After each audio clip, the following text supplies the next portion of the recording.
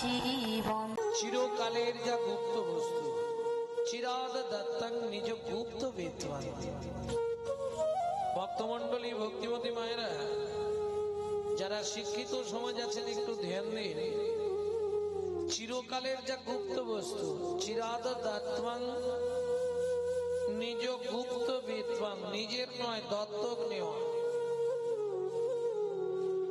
দত্তক নেওয়া মানে বোঝেন তো?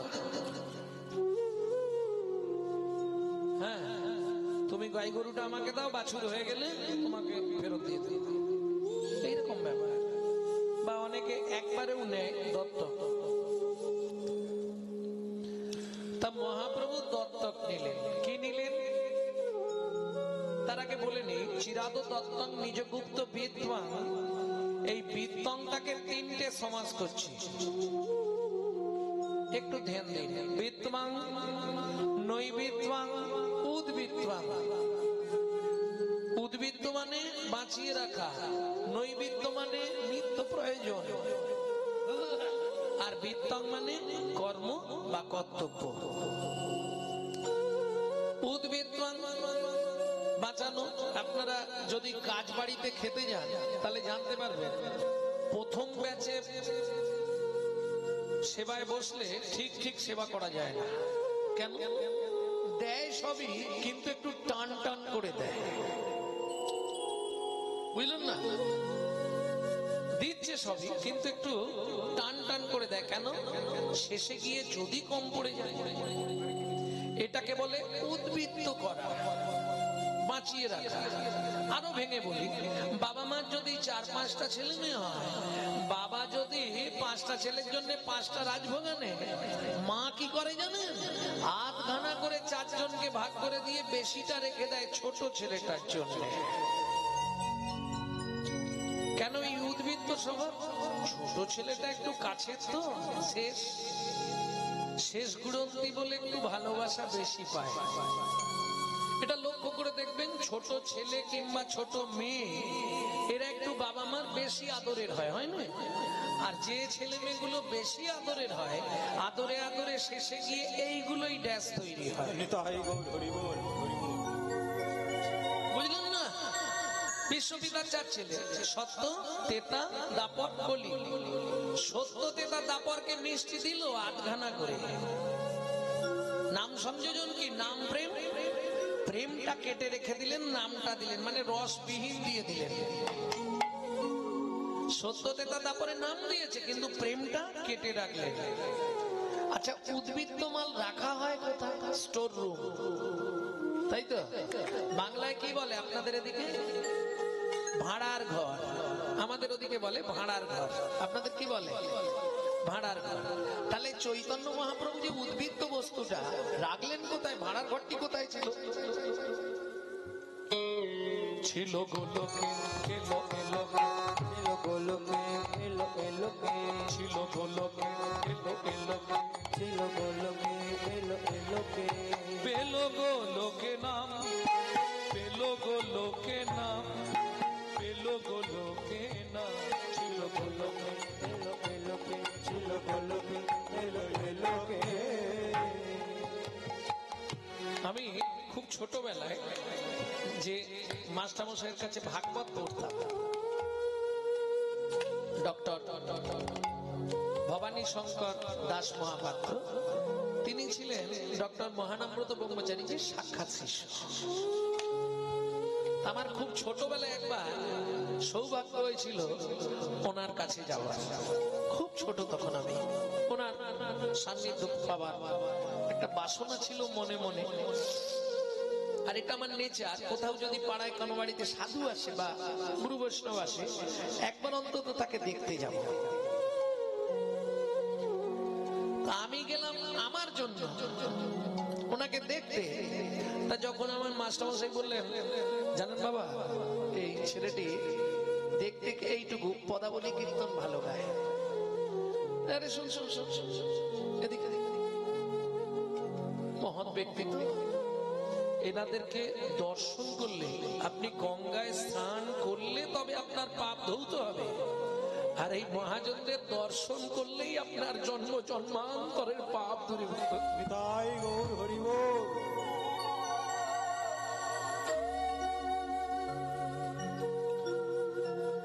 বলে বাবা শোন, কি নাম তো? আমার নাম গৌরাঙ্গ। বাহ, নাম দিয়ে বেশ চমৎকার, দেখতেও চমৎকার। তো বাবা আমার একটা পথ শোনা, এনাদের সামনে কি গাইব? দেখুন আমি কি গাইব বলুন তো? আরে ভয় নেই, গানা আমি তোর সঙ্গে গেয়ে দেবো। ওনার সান্নিধ্যে বসে শ্রী গৌরাঙ্গের দুটি পদ, যার ধন সম্পদ সে জানে ভগতি রসসার, পদটি গিয়েছিলাম আমি। উনি ওই শ্রী গৌরাঙ্গের দুটি পদ, যার ধন সম্পদ, একটা লাইন হতে বলে বন্ধ কর। কেন বাবা? কতদিন গাইছিস? না অনেক দিন। বলতো শ্রী গৌরাঙ্গের যে দুটো চরণ, কোনটা ধন আর কোনটা সম্পদ?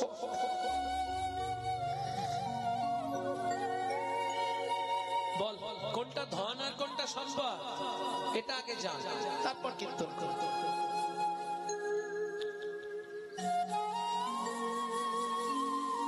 কারণ প্রথম বিশ্ব সম্মেলনে যিনি হিন্দু সনাতন ধর্মকে তুলে ধরেছিলেন তিনি হলেন সপ্তঋষির এক ঋষি স্বামী বিবেকানন্দ। তার ঠিক 30 বছর পর দ্বিতীয় মহাবিশ্ব সম্মেলনে একমাত্র ভারতবর্ষের একটি সম্পদ সেখানে গিয়ে দাঁড়াতে পেরেছিল, তিনি হলেন ডক্টর মহানামব্রত ব্রহ্মচারী,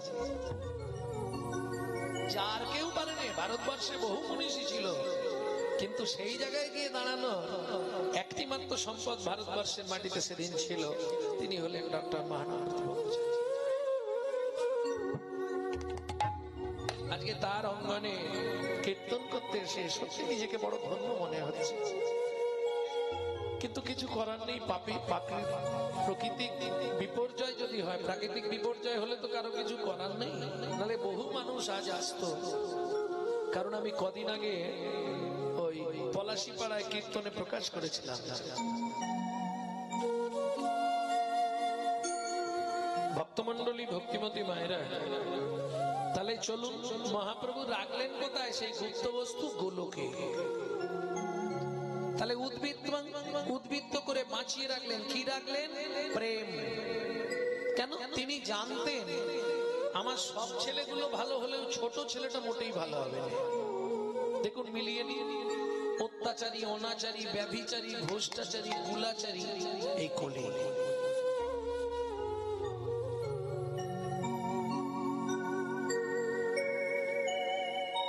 ভক্তমন্ডলী, ভক্তিমতী মায়েরা, তাহলে উদ্বৃত্তাং মোটামুটি বুঝে নেওয়া গেল নাকি? এইবার আসবো নৈবিত্তাং, নিত্য প্রয়োজন। আমাদের নিত্য প্রয়োজন কি? চারটে জিনিস, কিন্তু দুটো বাদ দিলেও আমরা বেঁচে থাকতে পারবো। দুটো চাই। দুটো কি কি চাই? আহার, নিদ্রা।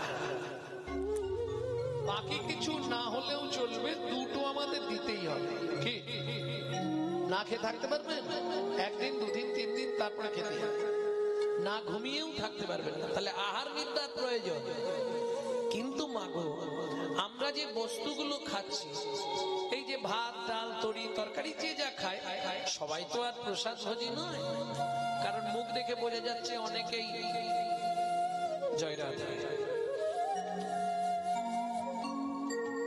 অনেকে গঙ্গা ফল খায়, মুখ দেখে বোঝা যাচ্ছে। যাই হোক, তা ঘটনাটা হচ্ছে সবাই প্রসাদ ভোজী হতে পারবে না, সুকৃতি থাকতে হবে। রাধা মাধবকে ভোগ নিবেদন করে প্রসাদ পাওয়া, এটা বহু জন্মের সুকৃতি থাকলে তবে হবে, না হলে হবে না। আপনি ইচ্ছা করলেই করে ফেলবেন, এটা যেন ভাববেন না। তার ইচ্ছায় জগৎ চলে, লোকে নানান কথা বলে। তেনার ইচ্ছা হলে হবে না, ইচ্ছা হলে হবে না। ও তাহলে তো আমি ভালোই আছি, আমি সব খাচ্ছি, ভালোই আছি, তার ইচ্ছা হয়নি তাই হয়নি। না না না, ওটা বললে হবে না। ও জগৎ চলার কথা বলা হয়নি। ভাই শোনো, তুমি যে বস্তুগুলো খাচ্ছ তোমার দেহটাকে পুষ্টি করার জন্য, তোমার দেহটাকে হিষ্টপিষ্ট করার জন্য, কিন্তু তোমার দেহের ভেতর যিনি অর্গানাইজ করছেন দেহি, এই যে বলাচ্ছে, চলাচ্ছে, হাঁটাচ্ছে, দেখাচ্ছে, ভেতরে সুইচ মারছে তবে বাইরে কাজ হচ্ছে। ভেতরে সুইচ বন্ধ করে দিলে সব কাজ অন্ধকার। তিনি কে? আত্মা রাম, যিনি জীবনে কোনোদিন মরবে না। তিনি কিন্তু এই জড়জাগতিক ভাত ডাল তরি তরকারি খায় না। তার খাবার হলো বিশুদ্ধ হরি নামামৃত সুধারস। প্রশ্ন হবে, বিশুদ্ধ বললেন কেন?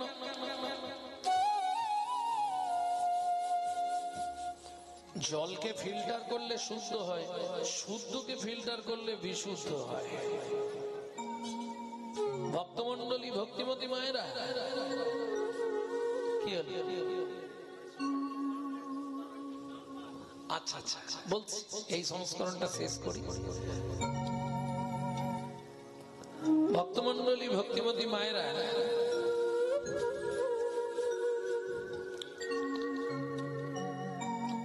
কোথায় ছিলাম?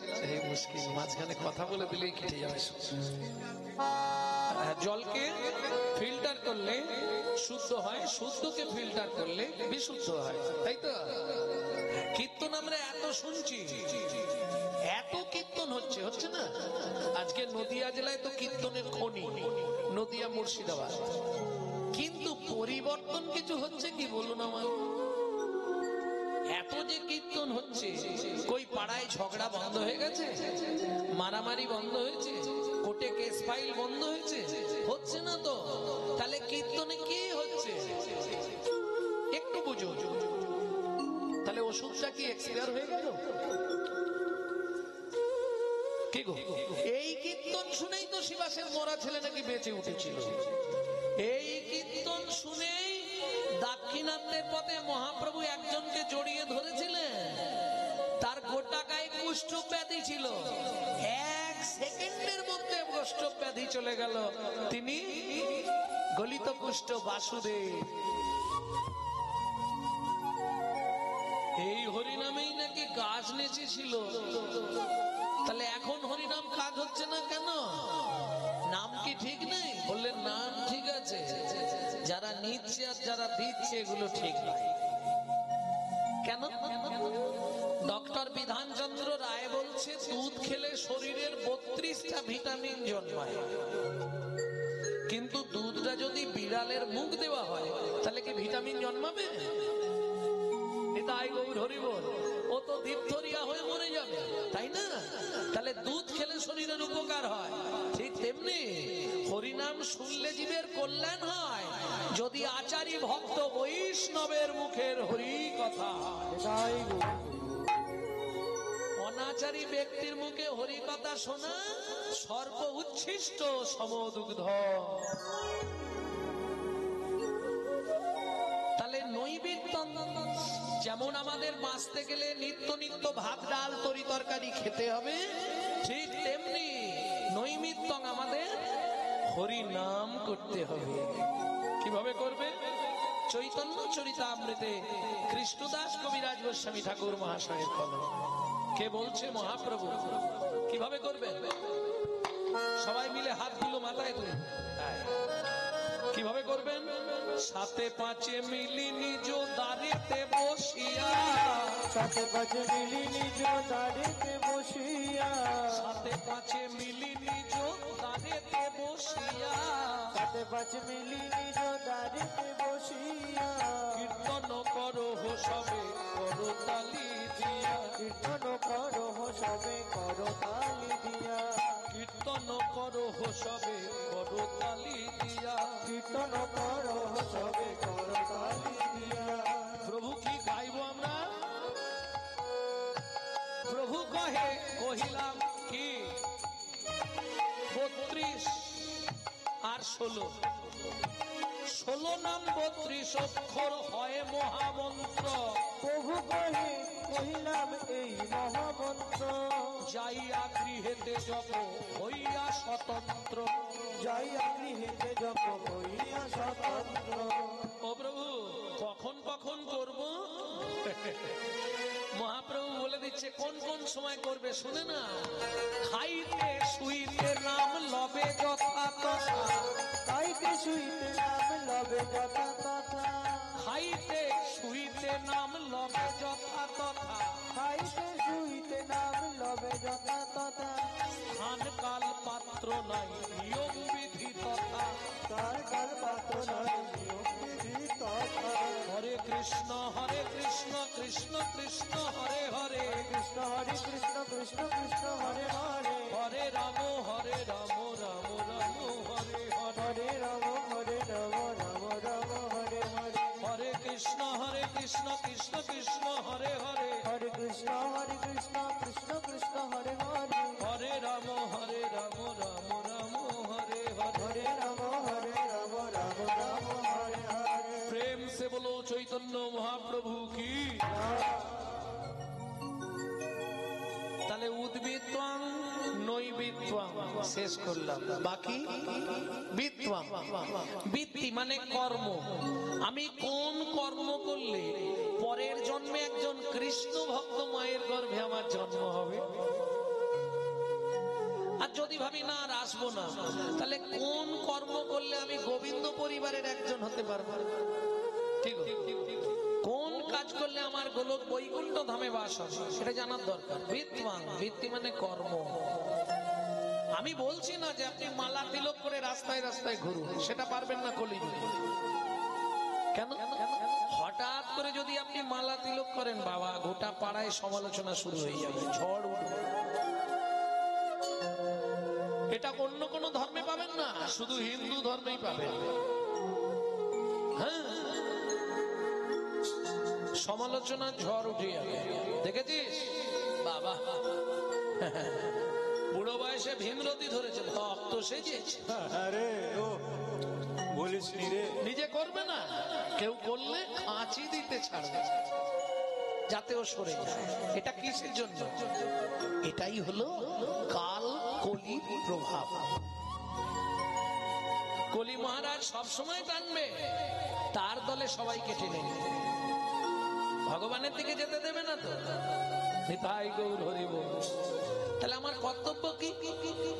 যারা দীক্ষা শিক্ষা নিয়ে ভজন করছেন তাদের কথা নাই বললাম, যারা জড়জাগতিক সঙ্গে মিশে আছেন তাদের উদ্দেশ্যে বলছি, তিনটে টাইম আপনি ভগবানকে একটু ডেকে নেবেন, কোনো চাপ নেই, আসন পাততে হবে না, তিলকান্নি, তিনটে টাইম ভগবানকে ডাকবেন। প্রথম ধাপ কিন্তু এটা, যারা ভজন করছেন তাদের জন্য নয়, যারা শিশু শ্রেণীতে পড়বে তাদের জন্য, ইনফেন্ট স্কুল। কখন কখন ডাকবেন ভালো করে বুঝে নেবেন। একবারে যারা বাড়িতে ভগবানের সেবা করেন একটু শুনুন, কোন সময় কোন কুড়ি ফুল তুলে ভগবানকে দেবেন না, কেমন? আর একবারে ফুটে ঝরে যাওয়া বাসি ফুল ভগবানকে দেবেন না। আর কোনদিন কোন সময়, বিশেষ করে এই সকালের দিকে হাঁটতে যাবার নাম করে কারো ফুল চুরি করে এনে ভগবানকে দেবেন না। এই তিনটে পাপ কাজে লিপ্ত থাকলে আপনাকে 7 জন্ম নরক যন্ত্রণা ভোগ করতে হবে। কেন? কুড়ি ফুল গোবিন্দ সেবায় লাগবে না, একবারে যেগুলো ছোট বয়স সেগুলো ভগবানের সেবা করতে পারবে পারবে না। আর একবারে যেগুলো ফুটে ঝরে বাসি হয়ে ও আর ভগবানের সেবায় লাগবে না, বুঝে গেল? তাহলে যখন ফুলটা টাটকা ফুটে থাকবে না, গোবিন্দ চরণে দিয়ে দিয়ে।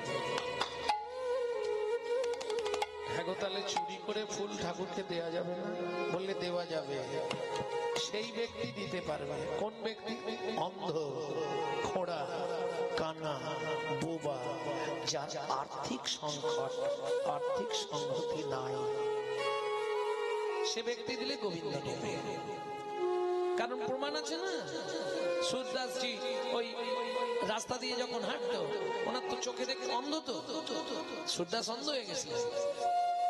কিসের জন্য? জন্মগত অন্ধ না, না, কৃষ্ণ বলে কেঁদে কেঁদে অন্ধ হয়েছিল, যা জীবনে কেউ হতে পারে না।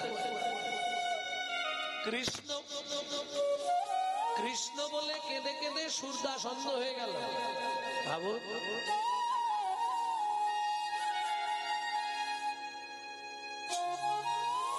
তাই যখন রাস্তা দিয়ে হাঁটতো এই ধারে এরম হাত নাড়াতো, যদি কোনো ফুল ঠেকতো ওই ফুলটা তুলে নিয়ে যেত ভগবানের কাছে। কিন্তু মজাটি দেখুন, চোখে দেখতে পেত না ভগবান কিরকম সেজে আছে, ভগবান কি পড়ে আছে, এটা তিনি বলে দিতে পারতেন। কতখানি হৃদয় দিয়ে ভগবানকে ভালোবাসতে। বহু লোকের ভিড়, ভগবানের সেবা পূজা হচ্ছে, ভগবান প্রকট, এত লোকের ভিড়ে সূরদাস সবার পিছনে।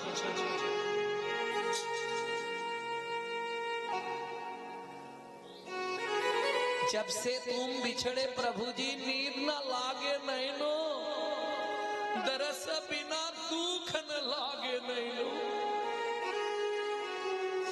আমি আজ তোমাকে দেখতে পারিনি বলে আমাকে কেউ ভেতরে যেতে দিচ্ছে না। আমি দূর থেকে দাঁড়িয়ে তোমায় দেখবো কি করে। সবাইকে হাত জোড়ো করছে, আমাকে একটু ভগবানের কাছে যেতে দাও না, আমি যাই।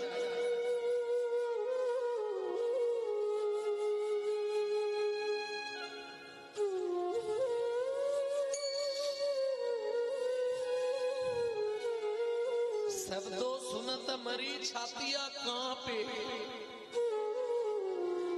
भाई समसी सुख दैनो एक कटा कटा की पांथ निहार। আমি যে যেদিকে তাকাই শুধু তোমাকেই দেখতে পাই, তোমাকেই অনুভব করি। তুমি কেন বুঝতে চাও না? আজ কি আমি ফিরে যাব বলো? সবাই তো তোমার জন্য কত কিছু এনেছে, আমি রাস্তা দিয়ে ফেরার সময়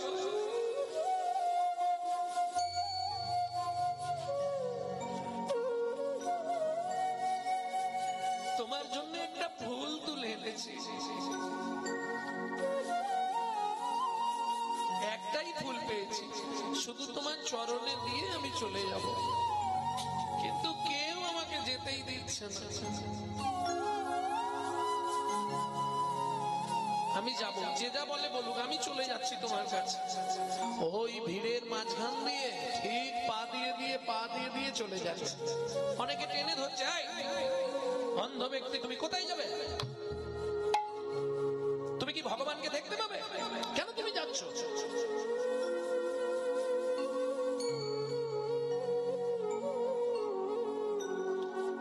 ভাই, তোমরা আমায় টেনে ধরছো ধরো, কিন্তু তোমরা বারবার বলছো আমি অন্ধ, আমি কি তাকে দেখতে পাবো?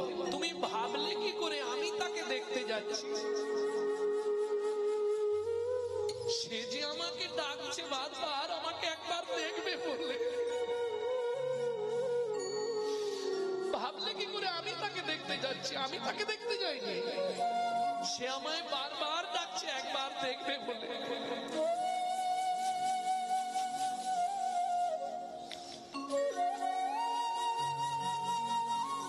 ফুলটা নিয়ে গিয়ে ভগবানের পায়ে ওই চোখের জল দিয়ে আর ভগবানের পা দিয়েছে, ভগবানের পায়ে দিয়েছে। ভগবান বলছে আজ থেকে তোমার সব কৃপা হয়ে গেল। কেন? তুমি দুই কৃপা পেলে,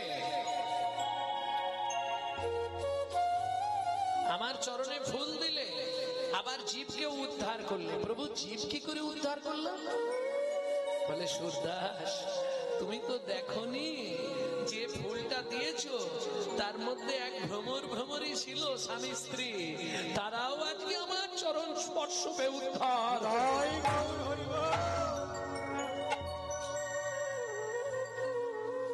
যখনই বলেছে তারা উদ্ধার হয়ে গেল, আর সূরদাস দেরি করল না, একবারে ঝাঁপ দিয়ে পড়ে গেল ভগবান শ্রীকৃষ্ণের চরণ। কি হলো কি হলো? আরে কি করো তুমি? ওঠো।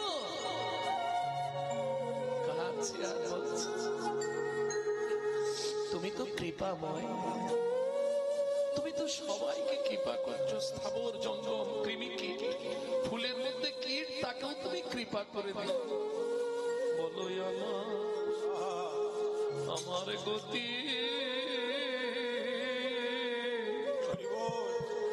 গতি কি বা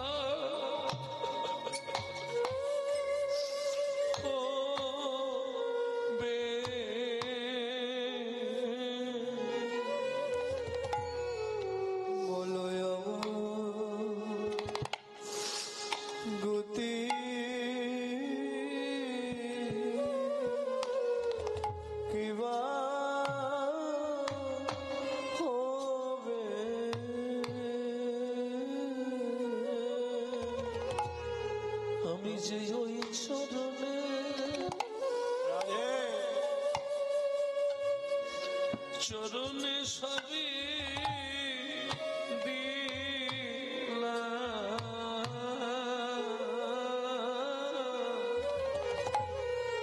বলো আমার গতি,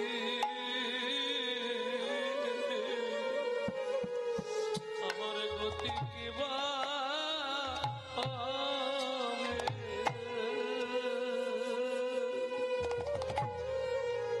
আমি ওই চরণে রাধে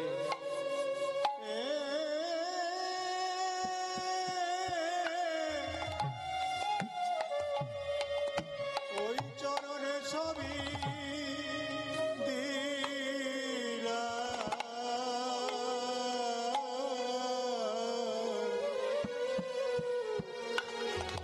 বলো আমার গতি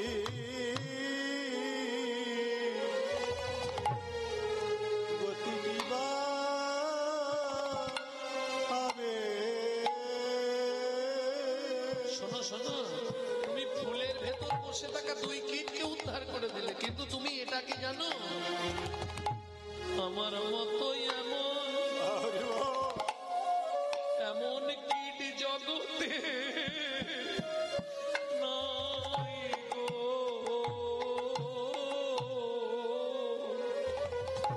বলো আমার গতি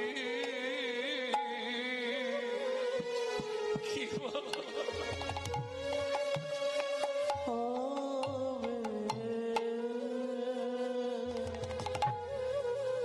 বলো আমার মতো কি তাই গোর হরিব কেবা আছে,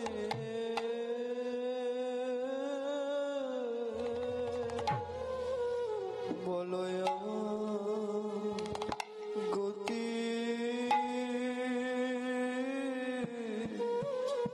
কিবা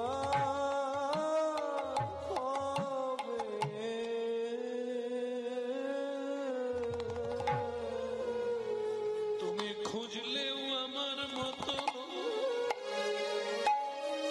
এমন কীট জগতে পাবে না। বলো আমার গতি গতি কিবা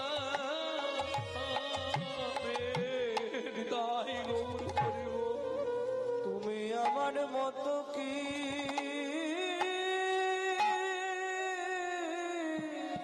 রাধে খুঁজলে আর না পাবে,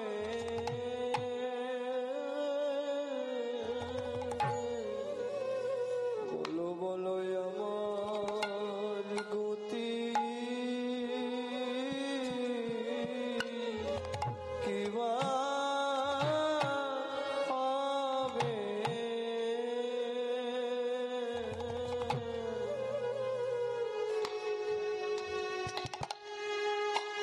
ভগবান বলছে সুরদাস, তোমায় আজই কৃপা করবে, আজই কৃপা করবে। মজাটা দেখে নেবে, আজই তুমি কৃপা করবে আমায়। হ্যাঁ, আজই তোমায় আমি কৃপা করবো, যে কৃপা কাউকে করিনি আজ তোমায় সেই কৃপা করবো। কি করবে তুমি? আমি মনে মনে ঠিক করেছি আজ থেকে তোমার চোখ দুটো আমি ফিরিয়ে দেব, তোমার চোখ দুটো আমি ফিরিয়ে দেব। আবার আছাড় খেয়ে পড়লেন চরণে, ওই কৃপা আমি চাইনি। কেন? তুমি চোখ ফিরে পেতে চাওনি না। সুরদাস বলে, হে ভগবান, কেউ যদি কাঁচ খুঁজতে খুঁজতে হীরের সন্ধান পায়, সে কি বলো আর কোনদিন কাঁচ খুঁজতে চায় গো? খুঁজতে চাই